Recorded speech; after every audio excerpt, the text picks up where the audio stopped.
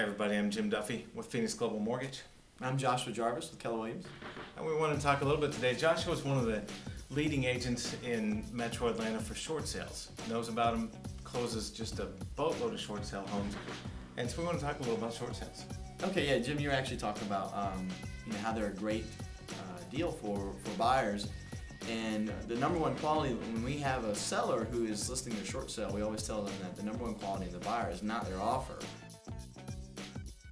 It's not the offer that's important, it's the patience level. Everyone's going after the foreclosures right now because they think they can get a terrific deal. And you can, but the problem is everybody's going after the foreclosures right now. No one goes after the short sales, or at least such a fewer number that you can usually get a terrific deal. Yeah, usually typically they're about 10% under the actual whatever the market value is. That's typically where we end up at.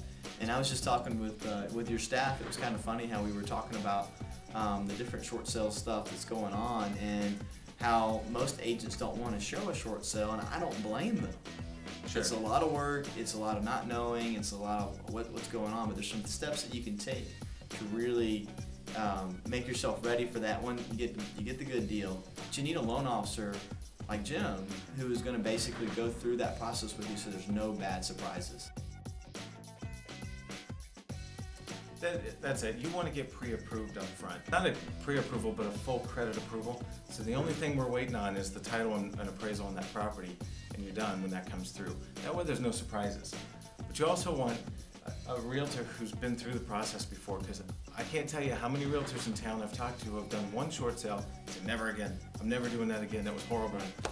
And you need someone who knows how to deal with the bank, knows how to interact with the seller, with the and keep everything just on track and moving forward.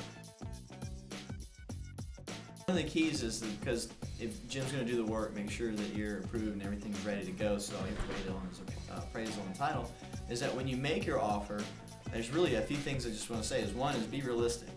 If everything in the neighborhood is selling for $150, an offer of $80 probably won't work.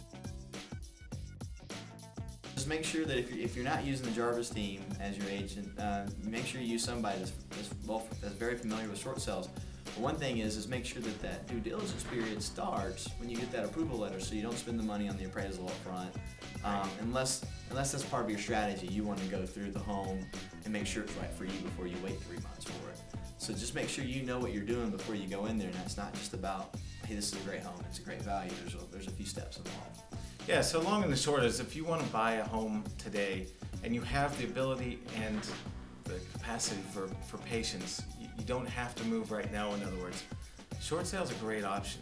It's going to take a while. You have to be patient, but you're going to get a terrific deal. And right now, I'm suggesting to everyone who's making offers in short sales, do a long-term lock.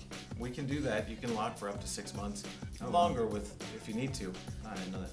And rates are so low, it just makes sense right now. Do a long-term lock and sit back and be patient and enjoy the ride. Just to finish up real quick, you and I had talked about it. If the rate goes up 1%, that's like a $20,000 increase in the price. Yeah. So having a lender that can do something like a long-term lock, I just found out about on this video, that is huge.